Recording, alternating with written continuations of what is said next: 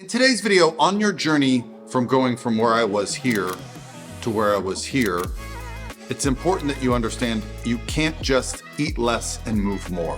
We're going to talk about how to know if you are actually eating too few calories to lose body fat successfully. What's going on? This is Paul Ravella from ProPhysique.com. In today's video, I got a question on my Instagram direct message, and I want to address the process of losing body fat because there are so many questions around this, especially now as more and more people are discussing it on the internet. I've been having the same discussion for about 15 years and I've always had success. And while I see people jumping on different trends, whether it's like a high fat, low carb diet, now I'm seeing things about a sugar diet. I want to talk about why I think it's important that we understand what's happening inside our bodies while we're losing body fat, so we can just make sure that we have successful weight loss and we're able to keep it off. Like I do. This is me every single day, guys. So let's talk about the question and then we're going to address it. I'm trying to lose around 15 to 17 pounds by September 12th. I've entered the Transformation Challenge, guys. Join our next Transformation Challenge for your spot to win some cash and reach your goals. However, I've stalled. I'm eating between 1,400 and 1,600 calories and this person is 145 pounds. Remember that. I try to hit 120 grams of protein and 100 grams of carbs, lifting 4 days a week, moved my steps from 10,000 to 15,000. Is there anything I can do? Okay. Lots you can do. And so this is where I want to get into this discussion around, interestingly enough, the value of carbohydrates when we're dieting. And so I want to highlight, first of all, some research that shows that by avoiding carbohydrates or very low carbohydrate dieting, which I would put you in the category of low carbohydrate dieting. How do I define that? I personally define that when your carbohydrates are less than your body weight. Okay, so you're at 100 grams of carbs a day and you weigh 145 pounds and you're exercising and you're doing lots of walking. Okay, so why aren't you losing body fat? Well, there's an adaptive mechanism. It turns out if you restrict carbohydrates, have a very low carbohydrate diet for a long period of time, you start to have less T3, which converts from T4. Okay, but what does that mean? Well, that's our thyroid function. So when your thyroid function slows down, that's literally the definition of a slower metabolism. And it's become very in vogue to use diets that are very low carbohydrate, okay? And in fact, I often hear people talking about carbohydrates are bad because they spike your insulin. However, you got to look at the benefits downstream of carbohydrates, okay? They are going to help us in fat loss, okay? Going back to school and studying exercise physiology, I learned the phrase that fat burns in a carbohydrate flame.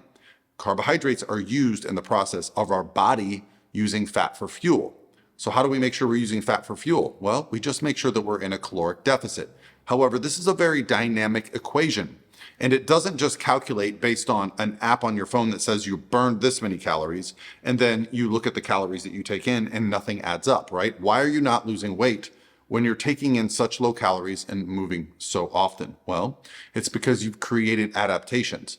How do we avoid this? How do I, as a coach, take an athlete from this to this, okay, where I need to keep their muscle and I need to keep their fat loss going and I need to help them sustain the fat loss so they can be successful for a long time? There are two major strategies that we use, okay?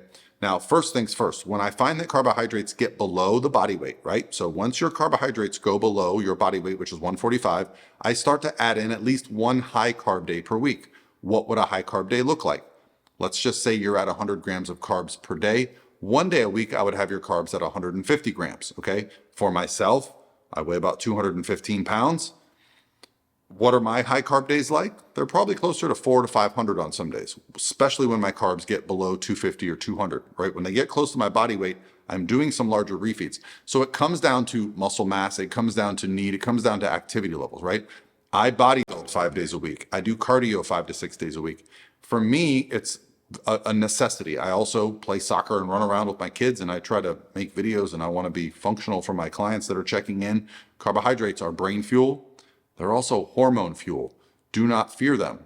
Now, when you're creating a caloric deficit, they do tend to get restricted the most. And I think oftentimes, we can see it in popular culture. Oh, let's just cut out our carbohydrates. And you wonder why your fat loss stalls.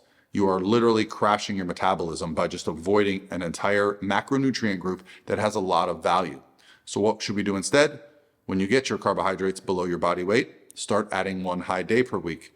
When you're stalled at 1 day, move to 2 days, okay? My favorite approach is 5 consecutive low days, 2 consecutive high days. So in your situation, if you're at 100 grams of carbs for 5 days, 2 days in a row, I'd be at 150 carbs. Okay. Now, the tricky part here is you can't just raise up your fats. You can't just raise up your proteins. You got to stick to foods that are carb centric. What foods are carb centric where you're not getting other macronutrients? It's very easy to add them in. I love potatoes. I love rice. I love fruit. I love vegetables. I love things that are kind of specific to one macronutrient group that allow us to just add that in. And then we go back on our way with the lower carbohydrates the rest of the week. The other approach, which has some really cool research behind it, if you're not familiar with the Matador diet, which is basically a metabolic adaptation study where they dieted people for 16 weeks straight, or they put them in another group where they dieted them for 2 weeks on and 2 weeks off for 16 weeks, which actually works out to 30 weeks of dieting.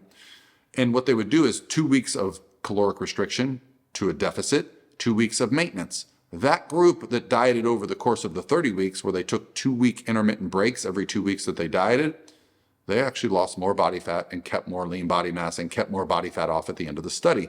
Both groups were successful in losing body fat. So if I tell you that, hey, if you just stay in a deficit for 16 weeks, you're going to lose weight, great. At the end of that 16 weeks, though, you're not going to lose as much body fat and you're going to have more muscle loss and probably some more longer term implications than if you just take a couple weeks of recovery along the way. Now, I coach athletes. I don't suggest that we do 2 weeks on, 2 weeks off of a diet. I typically will do like 8 to 10 weeks of dieting, and then we will take 1 week of recovery. We usually have a deadline. But what I find is that 1 week of recovery might then be backed up by another 2 to 3 weeks in a deficit and then another week of recovery, right? The more fat you lose, the more frequent the higher carbohydrate refeed or diet breaks are going to be, okay? The body does change dynamically. And one of the beautiful things that I've found is that when you get the body fat off, you can actually bring the carbohydrates back up. Get your hormones in a great place. Keep your metabolism in a great place and maintain it. I know a lot of people fear weight loss and fat loss because they fear that the effort that you have to put in to lose body fat is going to be what you have to sustain once the body fat is off. I'm here to tell you, if you lose body fat the right way, you can keep it off with very minimal effort, okay? You just got to avoid eating like a jerk at the end of the diet and completely changing your lifestyle. Yeah, you might have to keep up with a decent amount of cardio, nothing like what it takes to get the fat off. Yes, you might have to be aware of what your diet is like, but nothing as restrictive as what it took to get the body fat off, okay? The body changes as we diet and as we lose body fat. So if you've been doing the same thing for a long time, it might be beneficial to get a coach. And if you'd like to speak to me, like to speak to one of my coaches at Pro Physique, I will make sure that you speak to the best possible coach for you. I'll put a link below. You can go to prophysique.com. If you'd like to join our transformation challenge, our most recent one just ended. The submissions are coming in now for this 90 days. If you want to join our summer shred challenge, go to prophysique.com, events, and let's get started together. And of course, we're going to be doing some discounted coaches options for that. So really the goal for me, guys, is to provide you the information to do it yourself. But if I can help you in some way, then that is wonderful. I've also been working on a supplement for men over 40 to help optimize our hormones, including testosterone. Because as you guys know, I'm a lifetime natural. I've never taken hormones. I'm not on TRT. I'm going to be 50 this year. And I want to make sure that I'm setting myself up for success. So I've worked with Core Nutritionals on creating my own hormone supplement. You know, it's an amalgamation of supplements that I've been taking to optimize my testosterone levels, and it's worked. So now I'm going to be presenting that to you. So I'm excited to share that with you guys in the very near future. It's been a project that's been over a year and a half, 18 months in the works.